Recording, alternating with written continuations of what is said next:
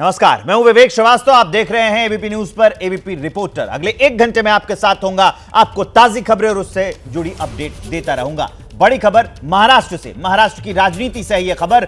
अजित पवार के मंत्री छगन भुजबल शरद पवार से मुलाकात करने पहुंचे हैं। आरक्षण के मुद्दे पर चर्चा हो सकती है। तो बड़ी अपडेट हम आपको बता रहे हैं कि अजित पवार के मंत्री जो छगन भुजबल हैं वो शरद पवार से मुलाकात करने के लिए पहुंचे हैं। आरक्षण के मुद्दे पर चर्चा हो सकती है क्योंकि आरक्षण का मुद्दा वहां पर फिर गर्मा रहा है। वैभव परब हमारे साथ मेरे सहयोगी जुड़ गए हैं इस खबर को विस्तार देने के लिए। आरक्षण के मुद्दे पर बात हो सकती है क्योंकि जो मनोज जरांगे पाटिल हैं उन्होंने कह दिया है कि वो फिर से अनशन करने जा रहे हैं। विवेक जी, देखा जाए तो ये एक स्ट्रैटेजी प्लान भी हो सकता है छगन भुजबल जी का, क्योंकि पिछले कई दिनों से राज्यसभा की सीट को लेकर छगन भुजबल पूरी तरह से नाराज थे और कई विवादित बयान भी उन्होंने दिए थे। अब 2 दिन देखिए, 2 दिन पहले ही बारामती, जो शरद पवार और अजित पवार का गढ़ माना जाता है, वहां की सभा में खुलेआम उन्होंने कहा कि आरक्षण के मुद्दे पर सभी लोग नेता एक साथ आना चाहिए। लेकिन महाराष्ट्र का एक वरिष्ठ नेता शरद पवार जी का नाम नहीं लिया, लेकिन उन्होंने कहा कि बारामती से फोन जाता है और सभी विपक्ष पार्टियां हैं तो आरक्षण के चर्चे पर मुद्दे पे बात करने ही नहीं आती है। तो यही मौका छगन भुजबल ने वापस एक बार साधा है और उस तरह से उनसे शरद पवार से मुलाकात करने के लिए सीधा। ठीक है, आप इस मुलाकात पर नजर बनाए रखिए। जैसे अपडेट आती है आप हमें दीजिए, हम दर्शकों तक पहुंचाएंगे। और अब चलिए एक बड़ी अपडेट मैं आपको बताने जा रहा हूं। तिहाड़ जेल में बंद दिल्ली के सीएम अरविंद केजरीवाल की सेहत को लेकर आम आदमी पार्टी लगातार आरोप लगा रही है। आम आदमी पार्टी आरोप लगा रही है कि जेल में अरविंद केजरीवाल का वजन घटा है। एबीपी न्यूज के पास अरविंद केजरीवाल की मेडिकल रिपोर्ट है।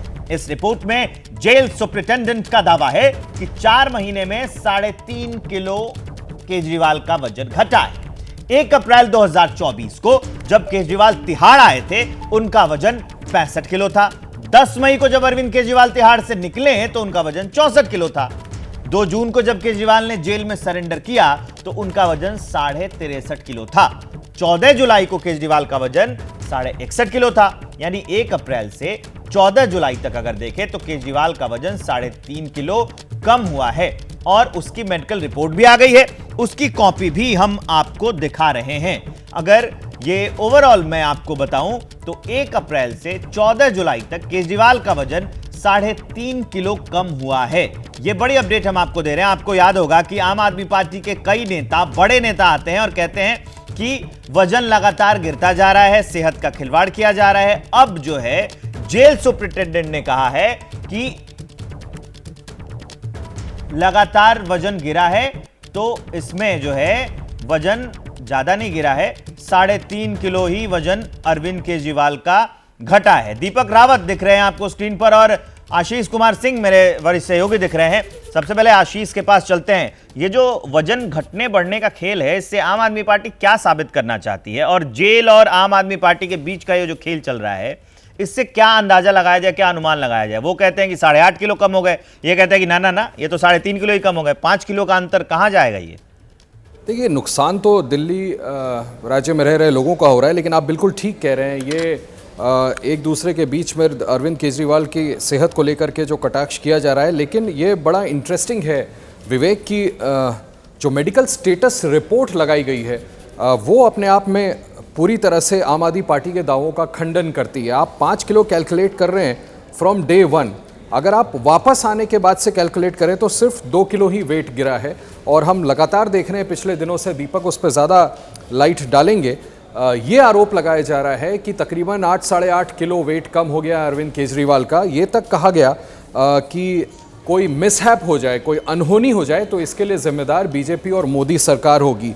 लेकिन मेडिकल स्टेटस कुछ और कहता है। वो बिल्कुल स्पष्ट तौर पर कह रहा है कि उतना वजन गिर ही नहीं रहा है जितने वजन गिरने का दावा आम आदमी पार्टी की तरफ से करके गंभीर आरोप लगाए जा रहे हैं। एक बात और, अगर आप मेडिकल स्टेटस रिपोर्ट को देखें तो ये एक और इंडिकेटिव है जिसका मेंशन भी किया गया, जिक्र भी किया गया कि अरविंद केजरीवाल को जो खाना पहुंचाया जा रहा है वो खाना खुद पर्याप्त मात्रा में खा ही नहीं रहे हैं। तो कहीं ना कहीं ये इंटेंट भी दूसरी तरफ से दिखाने की कोशिश की जा रही कि कहीं ऐसा तो नहीं कि अरविंद केजरीवाल ऐसा जानबूझ के कर रहे हैं ताकि उनका वजन कुछ गिरे, लेकिन इसके बावजूद हमें if we go by the document वजन उतना गिरा ही नहीं है।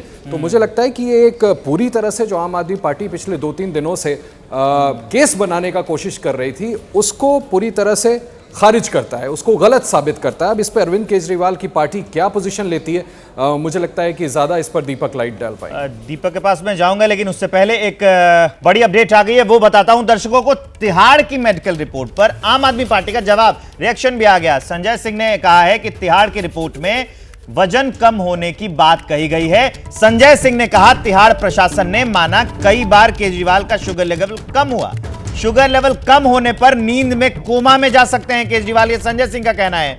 शुगर लेवल कम होने से ब्रेन स्ट्रोक का भी खतरा है। अब संजय सिंह कह रहे हैं कि शुगर लेवल कम हुआ, ब्रेन स्ट्रोक का खतरा है, और यह भी कहा है कि तिहाड़ प्रशासन ने यह बात मानी है कि केजरीवाल का शुगर लेवल काफी कम हुआ है। तो संजय सिंह ने तिहाड़ जेल की रिपोर्ट में वजन कम होने पर बात कही है। यह कहा है कि तिहाड़ प्रशासन ने खुद माना है कई बार कि केजरीवाल का शुगर लेवल कम हुआ है। शुगर लेवल कम होने से नींद में कोमा में जा सकते हैं केजरीवाल, और ब्रेन स्ट्रोक का भी खतरा है। तो ये हम आपको बड़ी अपडेट दे रहे हैं कि केजरीवाल की सेहत पर लगातार घमासान मचा हुआ है। आम आदमी पार्टी कहती है कि केजरीवाल की सेहत लगातार गिरती जा रही है। दावा यह किया जाता है, जब मंत्री प्रेस कॉन्फ्रेंस करते हैं, आम आदमी पार्टी के नेता प्रेस कॉन्फ्रेंस करते हैं, वो आके कहते हैं कि 8.5 किलो वजन कम हो गया साहब। आज जो है मेडिकल सुपरिटेंडेंट जो है वो आके कह रहे हैं कि 8.5 किलो तो कभी नहीं हुआ, 3.5 किलो वजन कम हुआ है। और संजय सिंह ने इस पे कहा कि हम आपको ये बता रहे हैं कि संजय सिंह ने इस पर 2 दिन पहले कहा है कि शुगर कम होने से ब्रेन स्ट्रोक का खतरा है और वो नींद में कोमा में भी जा सकते हैं। उनका वो जो बयान है वो हम आपको सुनाते हैं। आज की तारीख में उनका वजन 8.5 किलो गिरकर 81.5 रह गया है, 61.5 रह गया है।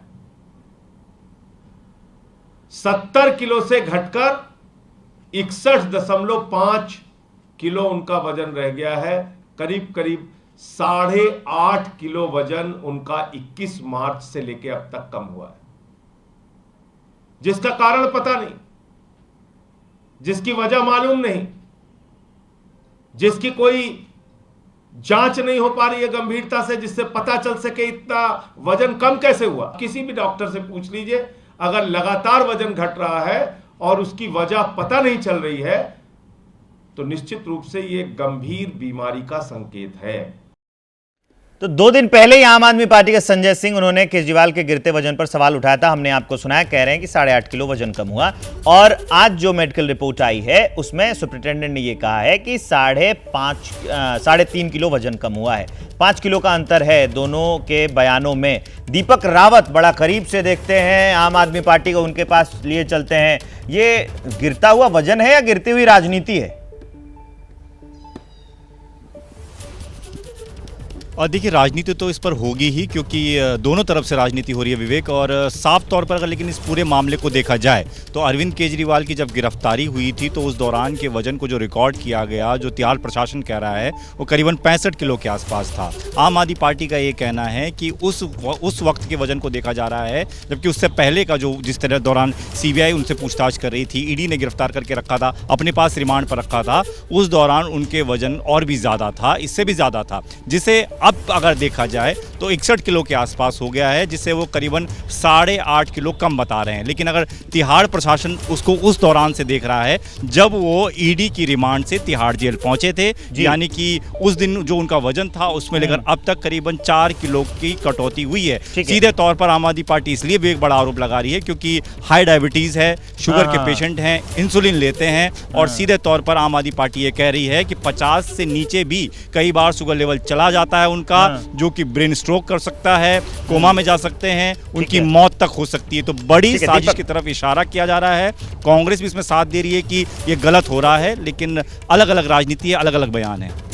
तो आशीष कुमार सिंह पर एक छोटा सा रिएक्शन मैं लेना चाहूँगा। आशीष, मैं वही से पूछ रहा हूँ, आप छोटा सा रखिएगा इसको कि वक्त बहुत कम है, कि ये गिरता हुआ वजन है या गिरती हुई राजनीति है? बातें अभी मैं संजय सिंह का बयान देख रहा था, उसमें बस दो बातें मैं बता देना चाहता हूँ कि आरोप लगा था जेल अथॉरिटीज़ की तरफ से अरविंद केजरीवाल पर कि वो जानबूझ करके इस तरह का खाना खा रहे थे जो जिससे कि शुगर लेवल स्पाइक हो। तो ये इस आरोप को पहले ही खारिज किया जा चुका है और ये आरोप लगाया गया है कि जानबूझकर वैसा खाना खा रहे थे जिससे शुगर लेवल बढ़े। दूसरा कि उनकी जांच नहीं हो पा रही है। मैं बता दूं, एम्स की एक मेडिकल बोर्ड है जो लगातार जांच निगरानी कर रही है और खुद सुनीता केजरीवाल उनके लगातार संपर्क में हैं। ठीक है, तो इस पर जो अपडेट होगा देते रहेंगे। आप दोनों का बहुत बहुत शुक्रिया। अब चलिए एक बड़ी खबर महाराष्ट्र की राजनीति से, वो मैं आपको बताने जा रहा हूं। महाराष्ट्र के अजित पवार के मंत्री छगन भुजबल शरद पवार से मुलाकात करने पहुंचे। आरक्षण के मुद्दे पर चर्चा हो सकती है। महाराष्ट्र में अभी भी आरक्षण का मुद्दा शांत नहीं हुआ है। वो जो मनोज जरांगे पाटिल हैं, उन्होंने फिर से आवाज उठाई है और इधर शिंदे की ओर से कहा गया है कि यह मामला कोर्ट में है। लेकिन अभी अपडेट इस मामले में यह है कि अजित पवार के जो मंत्री हैं छगन भुजबल, वो शरद पवार से मुलाकात करने के लिए पहुंचे हैं। वैभव परब मेरे सहयोगी महाराष्ट्र से जुड़ गए इस खबर को विस्तार देने के लिए। दिख रहे हैं किन बातों पर चर्चा होनी है और कब वो पहुंचेंगे, अपडेट इसके बारे में दीजिए।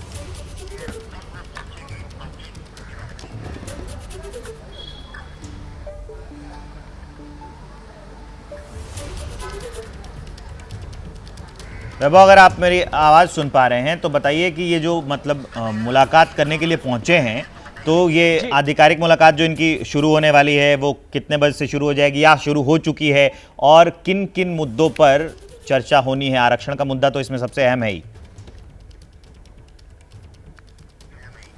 जी, एक बात का यहाँ पे मैं जिक्र करना चाहूंगा कि 2 दिन पहले ही शरद पवार के गढ़ में यानी बारामती में जाके शरद पवार के ऊपर ही आलोचना करने के बाद अब छगन भुजबल सीधा उनके घर आए हैं। ये स्ट्रैटेजी प्लान में वापस यहाँ पे बताना चाहूंगा, क्योंकि राज्यसभा चुनाव के बाद अजित पवार और छगन भुजबल के बीच में भी काफी तनाव शुरू हुआ था और इस तनाव का फायदा अब आरक्षण के मुद्दे को लेकर छगन भुजबल सीधा शरद पवार को मिलने आए हैं। यानी ये बात पूरी स्ट्रैटेजी की तरह देखा जाए तो छगन भुजबल है वो अभी भी दोनों तरफ खेल रहे हैं क्या, ये सवाल यहाँ पे मौजूद होता है। देखिए, आने वाले विधानसभा चुनाव में कहीं अदला बदल होने वाले हैं। अभी भी ये बात कही जा रही है, जो शरद पवार के जो पोते हैं रोहित पवार, इन्होंने कहा कि अजित पवार गुट के कई सारे विधायक हैं वो शरद पवार के संपर्क में है। उसमें से तो एक छगन भुजबल भी हो सकते हैं, यह भी कहना मुश्किल है। लेकिन जिस प्रकार से छगन भुजबल ये पूरी राजनीति तोड़फोड़ की राजनीति होने के बाद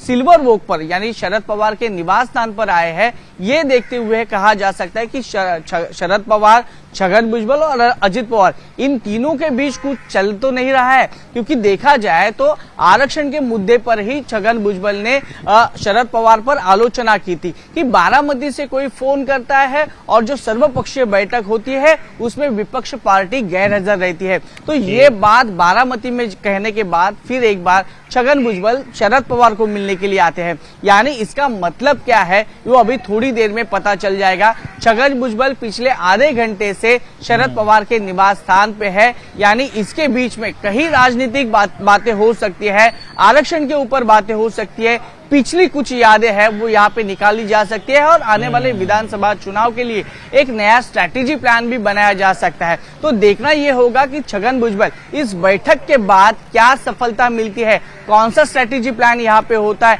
या फिर शिंदे या भाजपा पे कोई दबाव बनाने की कोशिश हो सकती है। क्योंकि लोकसभा चुनाव में महायुति को यानी महाराष्ट्र की एनडीए को कुछ अच्छी सीटें नहीं आई है। देखा जाए तो अजित पवार को 1 सीट मिली है, भाजपा को डबल डिजिट नहीं मिला है। हाँ, ये उसके भी मायने हैं और कई तरह की हवाएं भी चल रही हैं। तो ये मीटिंग बहुत खास है, इसमें क्या तय होता है, या फिर आरक्षण का मुद्दा चर्चा के लिए बहाना है, कहीं और निशाना है? बड़ी खबर जयपुर से, जहां अतिक्रमण के खिलाफ बड़ा अभियान शुरू हुआ है। आज से शहर की 11 सड़कों से अतिक्रमण हटाने की मुहिम शुरू हुई है। ये तस्वीर उसी मुहिम की है जो हम आपको दिखा रहे हैं। ये अतिक्रमण हटाया जा रहा है। शहर जयपुर, राजस्थान की राजधानी, अतिक्रमण के खिलाफ अभियान शुरू हुआ है। शहर की 11 सड़कों से अतिक्रमण हटाने की मुहिम शुरू हुई है। ये वो ढांचा है, ये वो निर्माण कार्य है जो सरकारी जमीन पर आगे की ओर किया गया था। तो ये अतिक्रमण अब हटाया जा रहा है।